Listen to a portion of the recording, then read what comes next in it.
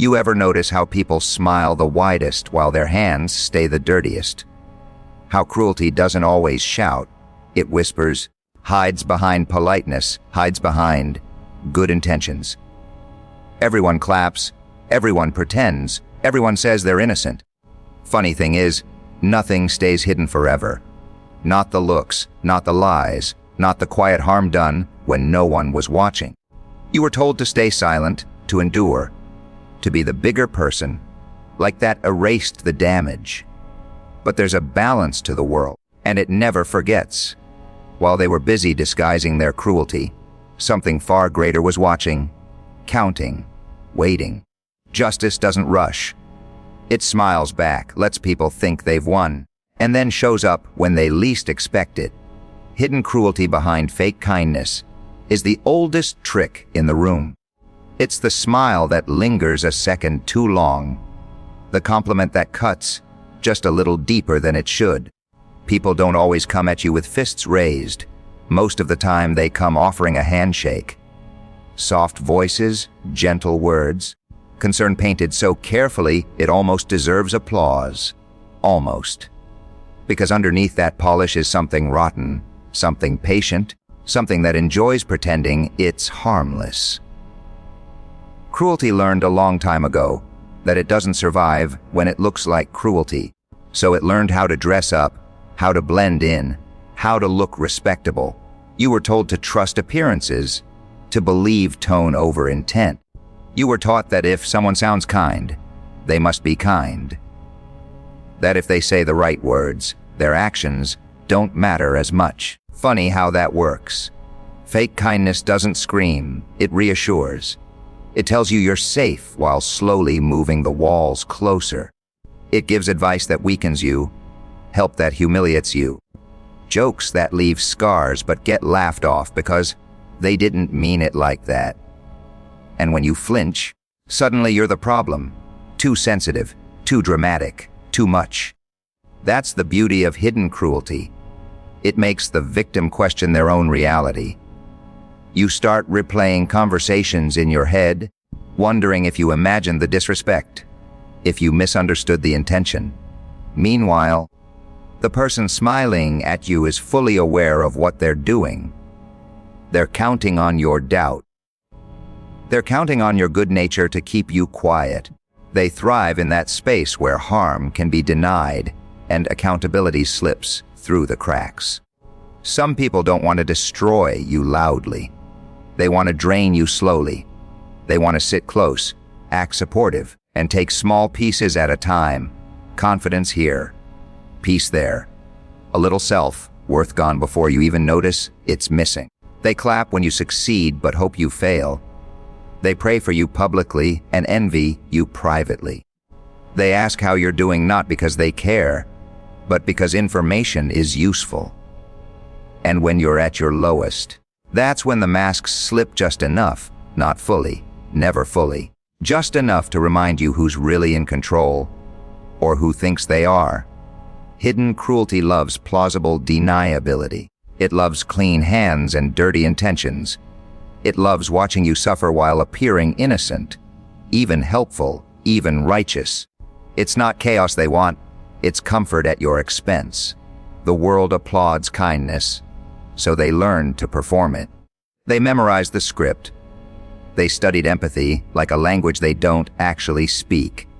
And you, standing there wondering why something feels off, were sensing the truth before your mind could explain it. That discomfort wasn't weakness. It was awareness knocking quietly, waiting for you to listen. Because fake kindness can fool crowds, but it can't erase patterns. Eventually, the smiles crack. Eventually, the tone changes. Eventually, the same sweetness turns sour when you stop playing your role, when you stop shrinking, when you stop needing their approval. That's when the cruelty gets impatient. That's when it reveals just how conditional the kindness always was. They thought being subtle made them untouchable. They thought hiding meant escaping notice. They forgot one thing. Pretending takes effort, and effort slips when arrogance grows. And while they were busy perfecting their act, Something else was paying attention, quietly separating what was real from what was rehearsed. Silence does not mean weakness, but people love to believe it does. It makes them feel powerful. When you don't respond, they assume you can't. When you don't react, they assume you're broken. Funny how loud confidence gets when it thinks no one is watching. Silence unsettles them, so they rewrite it as surrender. They mistake restraint for fear, patience for defeat, calm for submission. It's easier that way. Makes their behavior feel justified. You were quiet, not because you lacked words, but because you understood something they didn't. Noise exposes intention too quickly. Silence lets people reveal themselves. While they were busy talking, explaining, justifying, you were listening. While they were throwing accusations and opinions into the air, you were watching patterns form. Silence gives space, and in that space people get comfortable. Comfortable enough to show who they really are. Weak people need reactions. They need proof that they matter, that they've struck a nerve, that their cruelty landed where it was meant to. Silence starves that hunger. It denies them the satisfaction of chaos. That's why it frustrates them. That's why they push harder. Say sharper things, cross lines they pretended they'd never touch. They want you loud because loud is predictable. Loud can be controlled. Silence keeps them guessing. They call you passive because they don't see the calculations behind your stillness. They assume you're frozen, when in reality, you're choosing your moment. Silence isn't empty, it's loaded. It's the pause before the punchline, the breath before the laugh, the calm before everything shifts. But they don't understand timing. They rush. They always rush. You learned early that explaining yourself to people committed to misunderstanding you is a waste of energy. Silence protects that energy. It keeps your dignity intact while they unravel. It allows you to observe without bleeding, to endure without collapsing, to stand still while storms exhaust themselves. And storms always do. They poke at your quiet like it's a flaw. Ask why you don't defend yourself, why you don't speak up, why you let things slide. What they really mean is why you won't play their game. Because once you speak, they can twist your words. Once you react, they can frame you as unstable. Silence keeps the narrative unfinished, and unfinished stories make liars nervous. There's power in not revealing your thoughts to people who would weaponize them. Power in not announcing your pain to those who would mock it. Silence is not absence, it's control. It's choosing not to give access. And nothing terrifies manipulative people more than losing access. They mistake your composure for compliance. They think you've accepted the rules they wrote. But silence isn't agreement. It's observation. It's endurance with memory. Every word they throw at you, every slight, every insult masked as honesty gets stored away. Not with emotion, with clarity. Because silence sees everything. It hears the truth behind jokes. It notices the pattern behind apologies. It recognizes when respect disappears the moment you stop being useful. And while they're convinced they've won, because you didn't respond, they don't realize they've already exposed themselves. Silence lets arrogance grow. And arrogance always makes mistakes. They get sloppy. They say too much, they overstep. They reveal intentions they thought were hidden. All because they assumed your quiet meant you were unaware, unbothered, unarmed. But silence is not empty hands. It's hands folded waiting. It's a smile that gives nothing away. It's the patience to let people walk confidently toward consequences they don't see coming. It's knowing that not every battle needs noise, and not every strength needs to be announced. Some power works best when it's underestimated. Nothing done in secret stays unseen, no matter how carefully it's hidden. People love the dark because it convinces them they're alone. Closed doors, lowered voices, private messages, quiet decisions made when no one's looking. That's where they feel brave. That's where they feel powerful. They tell themselves rules only apply under bright lights, that morality takes a break when witnesses disappear. It's adorable, really, how confident people get when they think the universe blinked. Secrets give people permission to be who they really are, not who they pretend to be, not the version they sell to the world, but the raw thing underneath. Envy looks bolder there. Cruelty feels justified there. Betrayal becomes logical when no one's keeping score. They convince themselves that silence equals safety. That time erases evidence, that memory fades. They confuse delay with escape. You were never meant to know. That's what they believed. The jokes behind your back, the schemes that benefited from your trust, the prayers spoken with crossed fingers. They counted on distance, on distraction, on your faith in fairness. They underestimated one thing. Truth has a habit of breathing through walls. It leaks, it echoes, it waits, and it doesn't need your permission to surface. People think being unseen means being unrecorded. But everything leaves a mark. Words leave weight and leaves residue. Actions carry fingerprints. Even when gloves are worn, energy remembers. Patterns repeat, and repetition is loud, even when each moment is quiet. What's hidden once can stay hidden, but what's practiced becomes visible, whether they like it or not. They thought they were clever, thought they'd outsmart consequence by being careful. A lie here, a half-truth there, a performance polished just enough to pass inspection. But maintaining a secret requires control, and control cracks under ego. The longer they get away with it, the sloppier they become. Confidence grows. Caution shrinks. They start believing their own story. That's when truth starts laughing. You don't always see it immediately. Sometimes it comes through people, sometimes through timing, sometimes through patterns aligning too perfectly to ignored. A conversation overheard, a contradiction exposed, a mask slipping for just a second too long, and suddenly the pieces rearrange themselves. Suddenly things that never made sense fall into place. Suddenly your pain has context. Nothing stays buried forever because burial requires maintenance. Silence needs cooperation. Darkness needs agreement. And eventually someone forgets their line, misses a cue, breaks character. The same mouth that whispered lies in secret eventually speaks too freely in public. The same hands that acted in shadow leave traces in the light. Exposure isn't always dramatic. Sometimes it's quiet, subtle, undeniable. They pray no one notices. They hope you move on without understanding. They rely on your forgiveness, your fatigue, your desire for peace. They mistake your healing for ignorance. But awareness doesn't always announce itself. Sometimes it just watches.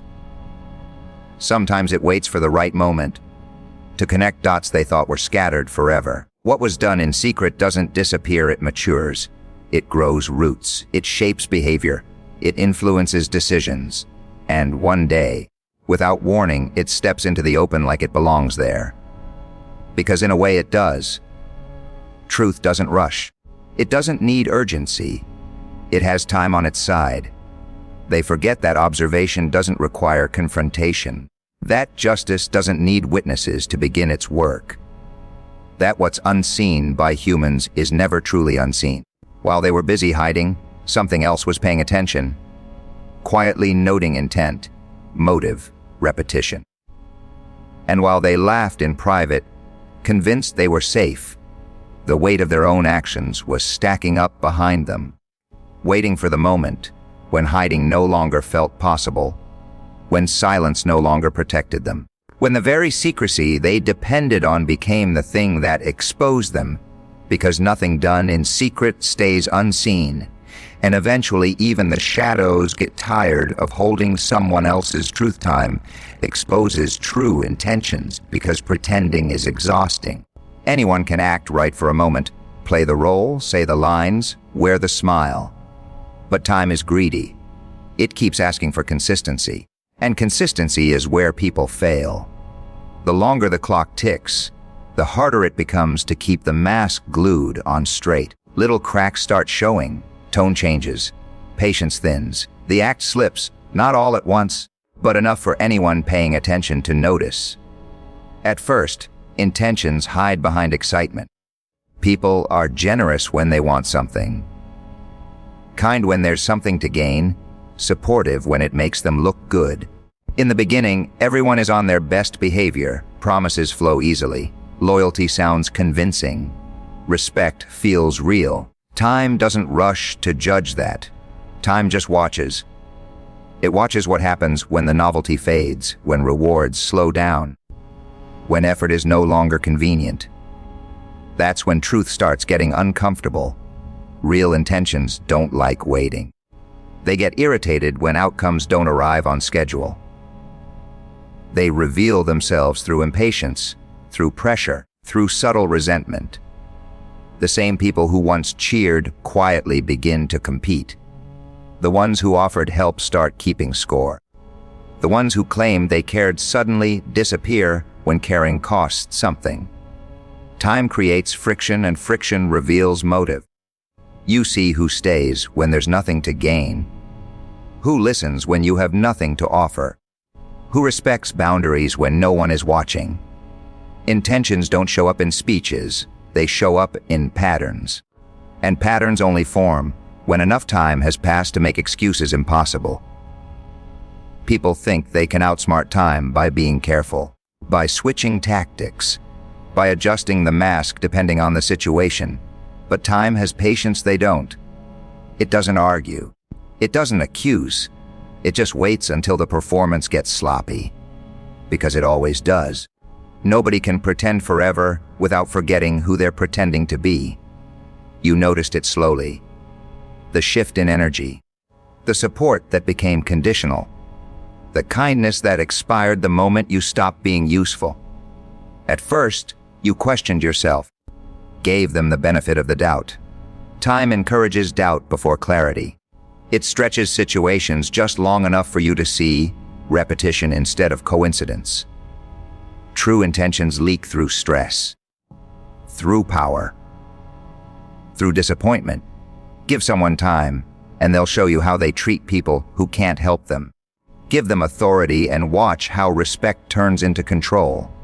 Give them nothing and see if they still stay. Time doesn't expose people by force. It lets them expose themselves by comfort. That's why rushed judgments are dangerous and rushed trust is expensive. People can fake affection for weeks, sometimes months, but years. Pressure seasons them. Loss strips them. Waiting removes the polish. Eventually, the smile stops reaching the eyes. The patience runs out. The truth starts speaking without permission. And when it does, it's rarely loud. It's a decision made without you. A loyalty tested and failed. A boundary crossed casually. An apology that never comes. Time lines these moments up until denial becomes impossible. Until even excuses sound tired. They thought you wouldn't notice. Thought you'd stay focused on words instead of behavior. Thought time would blur things, soften edges, make you forget. But time sharpens memory when patterns repeat. It doesn't erase intention. It underlines it. What someone truly wants doesn't change. Only their ability to hide it does. Time removes urgency, and without urgency, honesty slips out. Not because they want it to, but because maintaining deception takes effort they no longer feel like spending. And while they assume time is on their side, it's quietly working against them, stretching moments, replaying choices, stacking evidence. You don't have to confront. You don't have to accuse. Time does the work for you. It shows you who means what they say, who stays consistent, who was acting all along, and who was only ever there for as long as it served them. Suffering is being recorded, not ignored, even when it feels like the world has turned its back. Pain has a way of convincing you that it's invisible, that it doesn't matter unless it's loud, unless it bleeds in public. You sit there wondering how so much hurt can exist without an audience, how injustice can breathe so freely without interruption. Silence feels like abandonment. Waiting feels like punishment, and every unanswered cry starts to sound like proof that no one cares. But suffering doesn't vanish just because it isn't acknowledged. It leaves marks deeper than applause ever could. Every moment you endured when you shouldn't have had to, every insult swallowed, every betrayal you carried quietly gets etched somewhere far beyond human memory. People think attention is what gives pain value. They're wrong. Pain has weight all on its own. Those who caused it often mistake delay for dismissal. They think because nothing happened immediately, nothing ever will.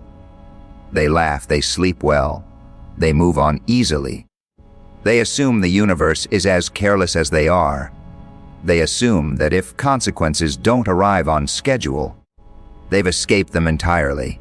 That's their favorite lie. Suffering has a strange patience.